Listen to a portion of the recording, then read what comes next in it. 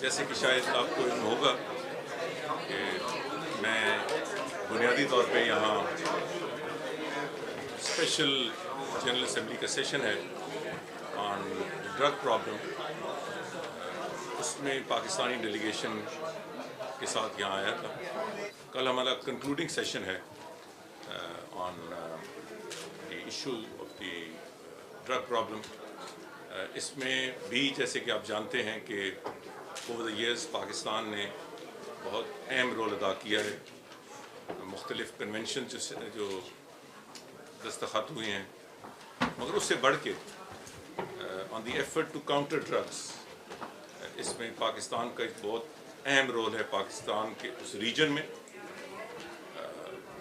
شاید آپ کو علم ہوگا کہ ہمارے جو مختلف ادارے ہیں، بالخصوص اینٹی نارکوٹکس فورس، اور اس کے علاوہ حکومت کے وفاقی اور صوبائی ادارے ہیں، ان کی ملی کاوشوں کے نتیجے میں Pakistan is now totally poppy free.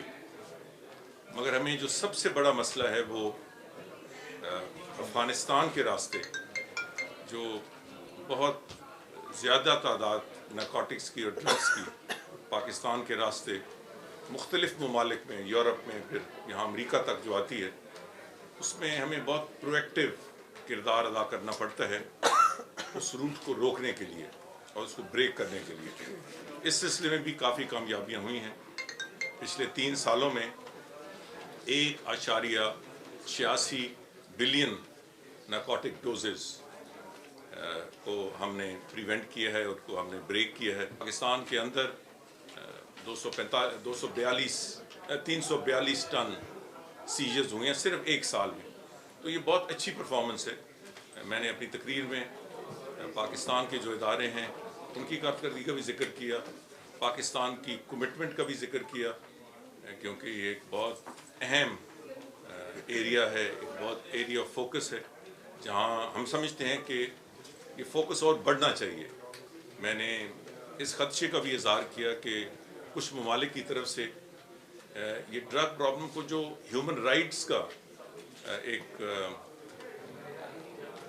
Argument دیا جا رہا ہے، اور ساتھ ہی ساتھ بہت چند ایسے ممالک بھی ہیں جہاں بہت ہی نقصان دہ جو ڈرگز ہیں ان کو لیگلائز کرنے کا بھی ایک عمل جاری ہے۔ تو میں ان دونوں چیزوں پہ پاکستان کی طرف سے تحفظات کا اظہار کیا۔ تو یہ وہ بنیادی ایشوز تھے جس کے لیے میں یہاں آیا تھا۔ آپ کی توجہ کا بہت شکریہ۔ اب کوئی سوال آپ کرنا چاہیں تو یہ موسٹ ویلکم۔ چودھری صاحب، ایک سوال یہ ہے کہ حالیہ جو بھی پیش رفت ہوئی ہیں پاکستان میں یا ہو رہی ہیں، اس کے تناظر میں آپ یہ سمجھتے ہیں فوج اور حکومت ایک ہی پیج پر ہے کرپشن اور احتساب کے حوالے سے؟ میرا خیال ہے کہ کرپشن اور احتساب میں کے حوالے سے حکومت اور آرمی کا تو کوئی کامن ایشو ہے ہی نہیں۔ جو ایشوز ہیں فوج کے اور حکومت کے وہ سیکیورٹی ریلیٹڈ ہیں، وہ وار آن ٹیرر ہے، وہ ضرب عضب ہے۔ تو یہ وہ ایشوز ہیں جو کامن ہیں، اور میرا خیال ہے کہ ان تمام ایشوز پہ حکومت کا اور ملٹری کا بہت زیادہ کنسنسس بھی ہے، بہت ساری مشاورت بھی ہوتی ہے، اور میرا خیال ہے کہ ہماری بہت ساری اس حوالے سے کامیابیوں کی یہی وجہ بھی۔ چودھری صاحب، follow up to this question, آپ کا خیال یہ نہیں ہے کہ اگر اب جو اس وقت پینم میں لیکس کی وجہ سے جو ایلیگیشن جو بھی لگائے گئے ہیں، کہ ایک دفعہ پرائم منسٹر یا حکومت اس پورے مسئلے کو ڈسکس کرے تاکہ ہر چیز اوپن ہو جائے، دودھ کا دودھ ہو جائے، پانی کا پانی، یہ آپ کا خیال ہے یہ بہتر اپروچ ہے؟ بالکل، اس کے علاوہ اور کوئی راستہ بھی نہیں ہے۔ جی، اور میں آپ کو یہاں نیو یارک میں بیٹھ کر یہ یقین دلاتا ہوں، اور آپ کے توسط سے تمام پاکستانی جو غیر ممالک میں بستے ہیں، کہ قطع نظر اس کے کہ پچھلے چند دنوں سے جو بہت سارا پروپیگنڈا سیاسی عناصر کر رہے ہیں، کچھ حقائق کو مد نظر رکھنا ضروری ہے۔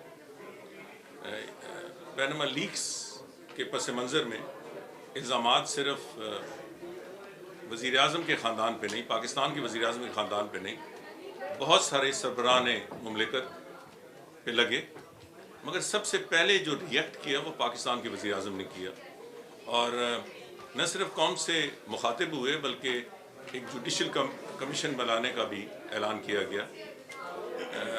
उस जुडिशल कमीशन में यकीनन बनाने में कुछ देरी हुई, उसकी वजूहात मैं पाकिस्तान में बयान कर चुका हूँ कि सबसे बड़ी वजह ये थी कि पहले 2-3 दिनों में माहौल इतना प्रागंदा कर दिया गया कि बड़े सीनियर जजेस जिनसे हुकूमत ने रब्ता किया था, उन्होंने इस कमीशन को हेड करने या इसका हिस्सा बनने से इनकार कर दिया। तो कुछ देरी उस वजह से हुई, कुछ देरी इस वजह से भी हुई कि अपोजिशन जमातों में इस हवाले से कोई इत्तेफाक नहीं था। कभी कहा गया कि FIA केस करे, जब हम इस पे राज़ी हुए तो गोल पोस्ट तब्दील कर दिए गए, फिर कहा नैब, फिर कहा सुप्रीम कोर्ट। तो ये मुख्तलिफ जो गोल पोस्ट की तब्दीली थी, इसकी वजह से कोई कंसेंसस डेवलप नहीं हो सका हुकूमत में और अपोजिशन में। आज मैं आपको कह सकता हूँ कि आइंदा इंशाल्लाह इस हवाले से कल या परसों तक इसमें वाज़ेह पेशरफ्त होगी, और मैं मसूद साहब काफ़ी यकीन से कहता हूँ कि उन्हीं लाइंस पे होगी जिनकी तरफ आपने इशारा किया है। हुकूमत ये चाहती है और पूरा मुल्क ये चाहता है कि इस हवाले से एक ट्रांसपेरेंट इंक्वायरी हो, इन्वेस्टिगेशन हो, इंक्वायरी हो। हुकूमत भी ये चाहती है, और आइंदा 1-2 दिनों में इस हवाले से वाज़ेह पेशरफ्त होगी। सबसे पहले आपकी आप बात कर रहे हैं, अभी भी उनके दरमियान एग्रीमेंट नहीं है। इमरान खान कहते हैं कि चीफ जस्टिस हो, बाज़ कहते हैं पार्लियामेंट की कमेटी हो, बाज़ कहते हैं नॉमिनेटेड हो। तो आप क्या चीफ जस्टिस वाला कोर्स जो है ये हुकूमत लेने के लिए क्या तैयार है? और दूसरी बात ये है कि साथ ही कल मुतहदा की तरफ से जो इल्ज़ाम आए हैं वो ये है कि MNAs और MPs को जो है हुकूमत कोर्स कर रही है वो वहाँ से अपना MQM से लॉयल्टीज़ को शिफ्ट करने के लिए। इसके बारे में मेरा ख्याल है कि हुकूमत तो इस पोजीशन में ख़ास तौर पे सिंध में नहीं है, वहाँ सूबाई हुकूमत तो पीपल्स पार्टी की है। सो अगर MQM ने के पास ऐसे कुछ सबूत हैं कि गवर्नमेंट की तरफ से कोएशन हुई है तो उन्हें सामने लाना चाहिए। मेरा नहीं ख्याल कि उन्होंने ये इल्ज़ाम वफाकी हुकूमत पे लगाया होगा, मगर ये चेंज किया जा रहा है, हमें दबाव डाला जा रहा है, और हमारे MNAs उसकी फिर उनको वजाहत करनी चाहिए कि ये कोएशन किस तरफ से आ रही है। मैं बेहतर पोजीशन में इस पे कमेंट तभी कर सकता हूँ जब उनकी वाज़ेह इल्ज़ाम सामने आए। आपकी बात जो पहले मरहले में आपकी बात बिल्कुल दुरुस्त है। मुझे इल्म है कि हुकूमत इस सिलसिले में एक फ़ैसले पे पहुँच चुकी है, मगर ये मुनासिब होगा कि वो फ़ैसला इस्लामाबाद में हुकूमत की तरफ से हो बजाय इसके कि मेरी तरफ से हो। मैं बस सिर्फ इतना ही कहना चाहता हूँ मसूद साहब, और आपके सवाल के जवाब में कि इंशाल्लाह जो फ़ैसला भी होगा वो बेहतर फ़ैसला होगा, और जो इस वक्त डिमांड है एक ट्रांसपेरेंट इंक्वायरी की और इन्वेस्टिगेशन की, वो उसके मुताबिक होगा। मैं 2 बातें करना चाहती हूँ, 2 सवाल। एक ये कि प्राइम मिनिस्टर साहब अब बहरहाल इस पोजीशन में नहीं रहे कि वो तारकीन वतन को ये कहें कि मुल्क में आओ और मुल्क में आके सरमायाकारी करो, क्योंकि ये तो खैर एक मशवरा है कि उनके जब तक अपनी औलाद वापस नहीं आती, मैं तो पाकिस्तान जाके ना सरमायाकारी करूँगी, ना अपने बच्चों को करने दूँगी, ना मेरे बच्चे जाएंगे। तो इसलिए प्राइम मिनिस्टर साहब को ये ज़रूर मशवरा दीजिएगा कि जज्बाती बातें ना करें, अमल करके दिखाएं।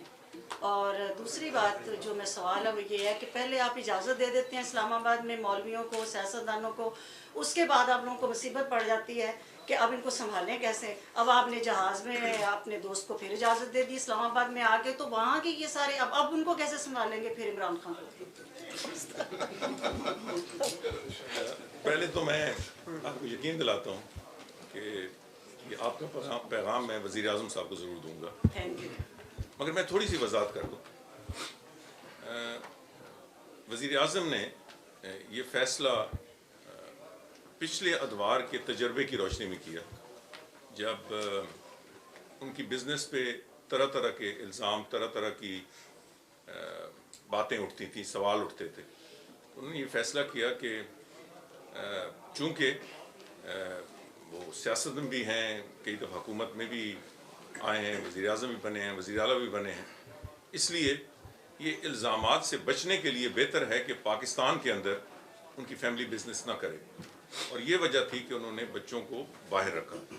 مگر آپ کے پیغام پہنچانے کے ساتھ ساتھ میں آپ سے یہ بھی التجا کروں گا کہ یہ پھر مجھے آپ گارنٹی دیں کہ جب وہ پاکستان کے اندر بزنس کریں گے تو پھر کوئی الزام تراشی نہیں ہوگی، کیونکہ انہوں نے آپ کا دوست کرے گا، ہم تو نہیں الزام تراشی. دوسرا رہ گیا اسلام آباد میں اجازت والا. میں آپ کی طرح ہوں نہیں دیکھیں، اسلام آباد پہ جلسہ کرنا تو کوئی جرم نہیں ہے. ہمیں پرابلم تب آتے ہیں جب ریڈ زون، وہ علاقہ جہاں بہت سے اہم حکومتی اور اسٹیٹ دفاتر ہیں، وہاں جا کے جلسے کیے جاتے ہیں اور پھر جلسوں کو دھرنا میں تبدیل کر دیا جاتا ہے. یہ جو اب جلسہ کیا جا رہا ہے یہ F9 پارک میں کیا جا رہا ہے.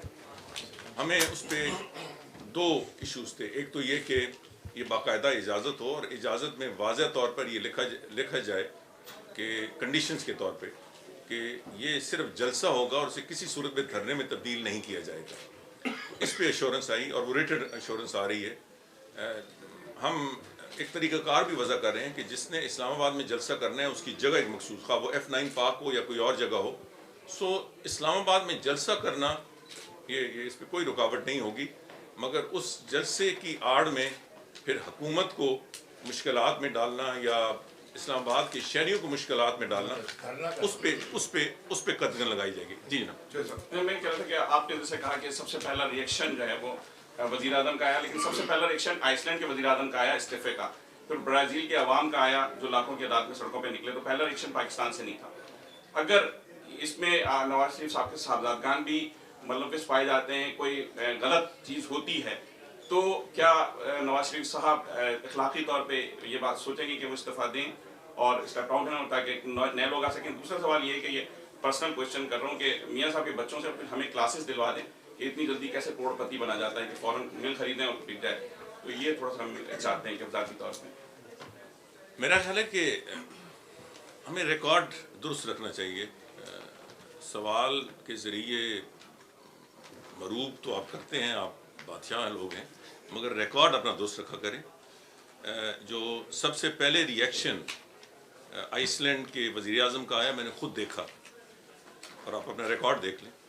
اس نے ہی brushed aside the journalist, he walked out, اور اس نے سوال جواب دینے سے انکار کیا. وہ تو پھر دوسرے کے تیسرے دن جب لوگ سڑکوں پہ آئے اور پورے ان کے پارلیمنٹ کا گھیراؤ کیا گیا تو پھر انہوں نے ریزائن کیا. اور آپ اس کا ڈیٹس اور وہ دیکھ لیں کہ وزیر اعظم پاکستان نے پہلے، میں اسی بات پہ قائم ہوں، اور آپ فیکٹس چیک کریں گے تو میں درست ثابت ہوں گا. جہاں تک ان کے بچوں کے بزنس کا تعلق ہے، میں یہ پاکستان بھی کہہ چکا ہوں اور یہاں پھر کہہ رہا ہوں کہ اس کا جواب تو وہ دے سکتے ہیں. مجھے ان کے بزنس کے بارے میں کوئی علم نہیں، مگر انہیں کسی کمیشن کے سامنے یا پاکستان کے عوام کے سامنے they will have to bring out the facts. اور اس کے لیے انکوائری اور کمیشن جو بھی فارم ہو وہ ٹرانسپیرنٹ ہونی چاہیے.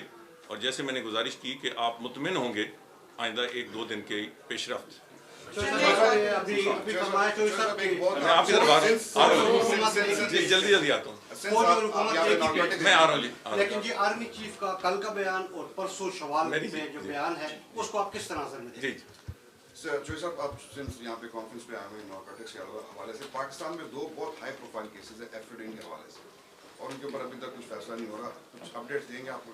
کیونکہ 2 بڑے سابقہ ممبران اس کے اندر اسٹیج پہ چل رہے ہیں. میں سمجھ گیا جی.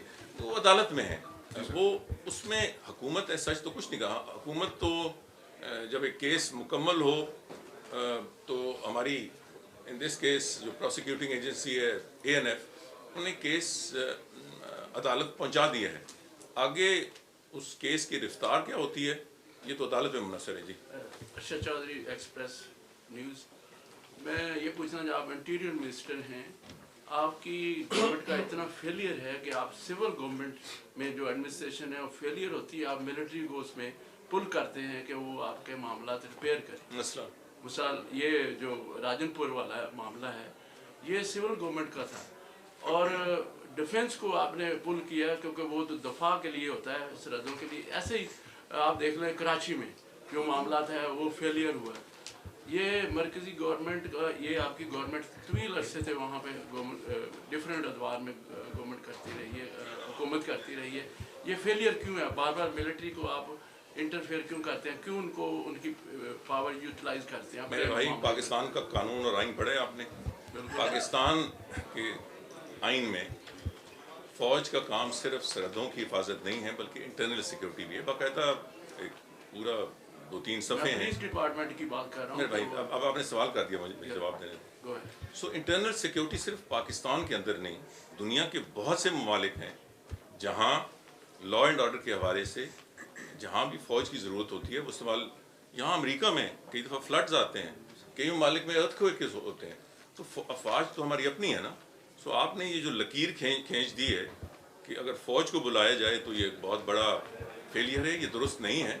ये हर जगह फ़ौज का कानूनी और आइनी रोल होता है कि जहाँ सिविलियन अदारे किसी न किसी हवाले से कमज़ोर हो जाएं या एक काम उनसे भाई आपने ज़रूर अगर फेल कहना तो अब यहाँ जो आया था ये पीछे जी आया था, तो क्या वो सारी हुकूमत फेल हो गई थी? नहीं, जो सिविलियन इदारे थे उन्होंने भी काम किया, उनकी सपोर्ट में उन्होंने नेशनल गार्ड्स बुलाए थे। इसी हवाले से पुलिस ने एक्शन किया। ये जो पहली दफ़ा नहीं हुआ है, सन 1992 में भी सिंध में जो डकॉइट्स के खिलाफ ऑपरेशन हुआ, because they are very well equipped, they are very well armed, तो उस वक्त भी फ़ौज की मदद ली गई थी। हमारी अपनी फ़ौज है और आइन एंड कानून के मुताबिक, हमारे अपने आइन और कानून के मुताबिक इसमें इसकी गुंजाइश है। कराची में आपकी इतला के मुताबिक फ़ौज इन्वॉल्व नहीं है, वहाँ पुलिस और रेंजर्स हैं, और रेंजर्स सिविल आर्म फोर्सेस हैं और मिनिस्ट्री ऑफ इंटीरियर के मातहत आते हैं। सर जी, चौधरी साहब, गुजारिश है कि भी आपने कहा फ़ौज और हुकूमत एक ही पेज पर है, और अभी अरशद के सवाल के जवाब में आपने कहा कि जी आइन में आर्म फोर्सेस को बुलाया जा सकता है 245(1) जो आर्टिकल, तो 245 आर्टिकल में ये भी कहीं लिखा है कि आर्मी चीफ करप्शन को रूट आउट करने के लिए भी बयान देंगे, शवाल में या किसी भी जगह। APS में आप देख लीजिए और बाकी मामला में आप देख लीजिए कि फ़ौज का अमल दखल ज़्यादा बढ़ गया है और सिविल हुकूमत बेबस है, इसलिए कि वो अपने फ़राइज़ सर अंजाम नहीं दे रहे। दूसरा भी आपने फरमाया कि जी जुडिशल कमीशन बनेगा। जुडिशल कमीशन तो सर्विंग जज के ऊपर होता है, सिटिंग जज, और उसमें बाकी ममालिक में आप जिस ताकतवर एजेंसी के सरबराह हैं, बाकी ममालिक में तो ऐसी एजेंसियाँ स्टेप होती है वो तहकीकात करती है। यहूद अलमट की मिसाल सबके सामने है कि इसराइल के जो वज़ीर-ए-आज़म थे, सिटिंग वज़ीर-ए-आज़म थे और पुलिस भी उनसे प्राउड की, तो ये पाकिस्तान की एजेंसियों को क्या हुआ है कि वो क्यों नहीं कर सकती, वो क्यों सियासतदानों के साथ? देखिए ना, मैं पहले भी बात कर चुका हूँ कि हुकूमत ये चाहती है कि कंसेंसस डेवलप हो। इंक्वायरी का डिमांड FIA का अपोजिशन की तरफ से आया और उसके जवाब में मैंने दावत दी उन्हीं अपोजिशन लीडर्स को कि आप नॉमिनेट कर लें FIA के अंदर, जिस ऑफिसर से आप कहेंगे इंक्वायरी हम कर लेंगे। मगर जब मुख्तलिफ अपोजिशन लीडर्स मुख्तलिफ इंक्वायरीज मुख्तलिफ कमीशंस के हवाले से बात करते रहे तो जाहिर है कि फिर हुकूमत के लिए किसी हतमी नतीजे पे पहुँचना मुश्किल था और यही वजह इस देरी की हुई। मैं एक दफ़ा फिर ये बात रिपीट करना चाहता हूँ कि अब मुझे उम्मीद है कि आइंदा 1-2 दिन में इस सिलसिले में कंसेंसस हो जाएगा। बिल आखिर तो जाहिर है कि उस कमेटी या कमीशन को की क्रेडिबिलिटी होगी जिसमें सब इत्तेफाक करेंगे और हुकूमत यही चाह रही है और इसी वजह से यहाँ देरी हुई। जहाँ तक मुझे नहीं पता कि किस तनाज़र में उन्होंने बयान दिया है। मैं इस पोजीशन में नहीं हूँ कि सही उसका तज्जिया आपको बता सकूँ।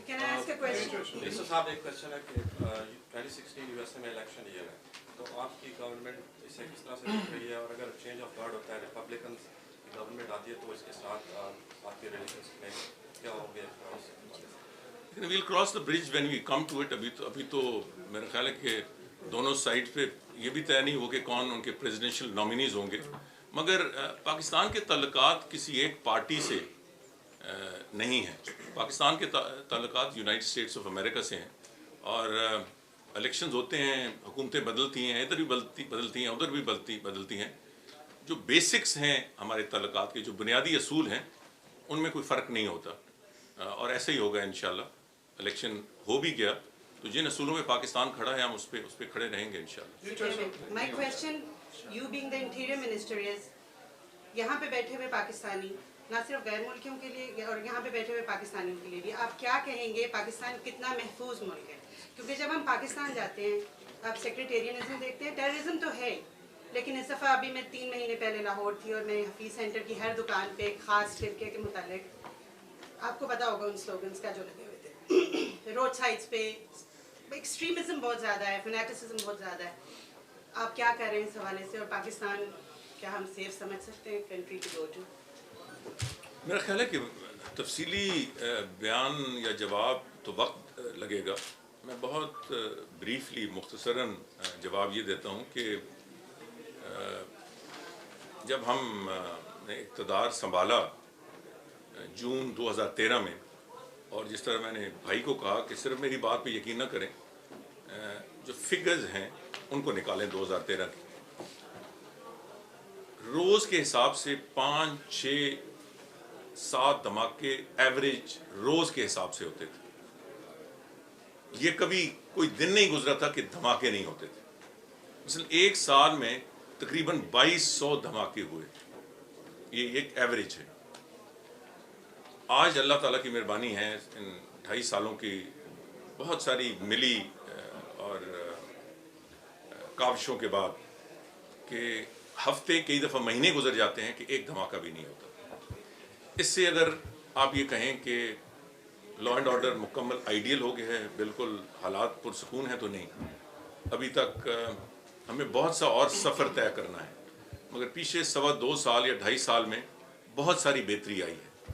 ہاں, وہ عناصر اب بھی پاکستان کے اندر ہیں کہ یا وہ سیکریٹیرین بنیادوں پہ یا کسی اور حوالے سے پاکستان کو ڈیوائڈ کرنا چاہتے ہیں. حکومت اپنی تمام تر ریسورسز اس وقت سیکیورٹی ایشوز پہ مرکوز کیے ہوئے ہے. انشاءاللہ تعالیٰ آپ پر امید رہیں کہ بہتری آئے گی. وہ وقت بھی تھا آج سے چند سال پہلے, 3, 4, 5 سال پہلے, کہ دھماکے ہوتے تھے, حکومت کی طرف سے کوئی ریئیکشن ہی نہیں ہوتا تھا. آج ایک دھماکے پہ پوری قوم ریئیکٹ کرتی ہے. سو یہ ایک اویئرنیس ہے اور احساس بھی ہے کہ یہ دھماکے رکنے چاہیے. ہم سب کو مل کے اپنا اپنا کردار ادا کرنا ہوگا, اور انشاءاللہ آپ کی دعا ہوئی تو پاکستان میں بہت بہتری آئے. Last question because we have other guests also. ایک تو جو امریکہ میں پاکستانی کمیونٹی ہے, ان کا ایک کہنا ہے کہ جو اوورسیز پاکستانیوں کے لیے نائکا کارڈ ہے, ان کی فیس بہت زیادہ بڑھا دی ہے انٹیریئر منسٹری نے. $15-20 تھی تو اب $115 ہے. اور دوسرا یہ ہے کہ جو آن لائن اپلائی کرنے کا طریقہ ہے, بہت سے لوگ جو ہے اس میں کافی پریشانی ہے. تو پلیز اس پہ بھی کوئی غور کیجیے گا. اس کے بعد میرا سوال ہے جو میں دیکھیں جی, آن لائن تو بیسکلی ہم نے لوگوں کو فیسیلیٹیٹ کرنے کے لیے کی تاکہ ایک سمپلیفائی ہو جائے. جو پرابلم ہے آپ مجھے بتائیں. ہم فنگر پرنٹس کا بہت پرابلم جی, جو ریزولوشن ایکسیپٹ کرتا ہے نا, وہ عام بندے کو نہیں سمجھ آتی کہ وہ 600 DPI ریزولوشن پہ فنگر پرنٹ ایکسیپٹ کرتے ہیں, اور وہ ایک ٹیکنیکل بہت پریشانی ہو. میں اس کو فوری دیکھتا ہوں. اور کئی لوگ جو میل دور سے آتے ہیں صاحب یہاں پہ, آپ بالکل فکر نہ کریں, میں اس پہ اچھا سر سوال سوری نہیں, یہ بات ختم تو کر. دوسرا آپ نے نائکاپ کی فیس کے بارے میں بھی کہا, اس کو میں دیکھتا ہوں. اگر جیسے آپ نے کہا ہے اتنا فرق ہے تو اس کو ہم ریویو کریں گے انشاءاللہ. آپ سوال کریں. سوال یہ ہے سر کہ جو را کی انوالومنٹ کے حوالے سے پاکستان میں کچھ عرصے سے مختلف پیش رفت ہوئی. جو موسٹ ریسنٹ پیش رفت ہوئی وہ شہریار خان نیازی کے حوالے سے ہوئی, جو کہ former deputy chief of mission تھے برٹش کانسولیٹ کراچی میں. اور آج پاکستان کے ایک TV چینل میں انہوں نے پھر کلیم کیا اور ایک former British deputy high commissioner کی تصویر دی, اور انہوں نے کہا کہ الطاف حسین صاحب نے ان سے ملاقات میں ایڈمٹ کیا کہ ان کے را کے ساتھ معاہدہ ہے. نمبر 1 سوال میرا یہ ہے, اور ساتھ انہوں نے آفر بھی کی لائیو شو میں کہ اگر پاکستان میں مجھے بلایا گیا تو میں کوآپریٹ کرنے کے لیے بھی تیار ہوں اور انویسٹیگیٹ بھی کرتے ہیں. तो वो भी मैं तैयार हूँ। तो ये इस हवाले से आप बताइएगा कि आप शहरयार खान नियाजी को गवर्नमेंट इन्वेस्टिगेट करेगी, और दूसरा जो इस हवाले से आपके पास कोई अपडेट है तो जो पकड़ा गया उसके हवाले से भी जरूर थोड़ा सा, जो पकड़ा गया राव का एजेंट बकायदा नहीं, ये दो मुख्तलिफ चीज़ें जी बिल्कुल ठीक। जहाँ तक ये साबका जो सफारतकार हैं बरतानिया के कराची में, इस हवाले से एक JIT अभी आने से पहले मैंने कायम कर दी थी FIA की, वो सरफराज मर्चेंट को भी और इंसाफ को भी यकीनन इन्वेस्टिगेट करेगी। उनको जो मैंडेट दिया गया है वो रिलेशन विद रॉ की फंडिंग और ये बहुत सारे जो इससे पहले इल्ज़ामात थे। आप को ये भी एहसास होगा कि कोई बयान दे देने से वो उसमें कोई सब्सटेंस नहीं होता। मैं कोई ज़्यादा इस पर क्रेडिट तो नहीं लेना चाहता, मगर पिछले 15-18 सालों से ये इल्ज़ामात लगते रहे हैं, मगर इस पे एक्ट सिर्फ हमारी हुकूमत ने किया और हमारी मिनिस्ट्री ने किया है। तो पहले हमने सरफराज मर्चेंट को FIA के ज़रिए से उनकी तफ्तीश की, इंटेरोगेट किया, और उनकी तरफ से जो कुछ हमें एदाद व शुमार मिले हैं उसके नतीजे में JIT फॉर्म हुई है बड़ी हाई लेवल की। वो सरफराज मर्चेंट को भी, ये शहरियार साहब को भी, और चंद और भी लोग हैं जिन्होंने कहा है कि इस हवाले से उनकी शवाहिद हैं। 1 महीने का टाइम लाइन है इस कमेटी को, और उसके साथ साथ चूँकि इस दौरे के फौरी बाद मैंने बरतानिया में भी अहम हुकूमती लोगों से मिलना है, तो जाहिर है कि बरतानिया के साथ भी इस हवाले से बात होगी। मगर जो बहुत अहम बात है वो इस JIT को हम मंतकी अंजाम तक लेके जाएंगे, और एक दफ़ा ये एक फ़ाइनल अपनी रिपोर्ट फॉर्मुलेट कर ले तो फिर बाकायदा तौर पे हम उसे बरतानिया की हुकूमत से शेयर करेंगे। जहाँ तक हिंदुस्तान के जासूस का तल्लुक़ है, ये वाक़तन एक इंतहाई हसास मामला था और है। पाकिस्तान इसे बहुत सीरियसली लिया है। हमने P5 के तमाम ममालिक से शेयर किए हैं जो कुछ हक़ाइक़ सामने आए हैं। इस जासूस ने जो शेयर किए हैं हमारी सिक्योरिटी एजेंसी से और इंटेरोगेशन एजेंसी से। इसके साथ साथ हमने ईरान की हुकूमत से बाकायदा रिक्वेस्ट की है फॉर लीगल असिस्टेंस, जो वज़ारत दाखिला ने उनसे ये रिक्वेस्ट की है, और हम उम्मीद करते हैं कि बहुत जल्द इस सिलसिले में पेश रफ्त होगी। हम इसे बड़ा सीरियसली ले रहे हैं क्योंकि वैसे तो इस किस्म की कार्रवाइयाँ हिंदुस्तान रवायती तौर पे करता रहा है, मगर ये पहला मौका है कि एक हाजिर सर्विस ऑफिसर बाकायदा हमारे मुल्क के अंदर और बलूचिस्तान में वो पाया गया और वहाँ से ही वो गिरफ़्तार हुआ।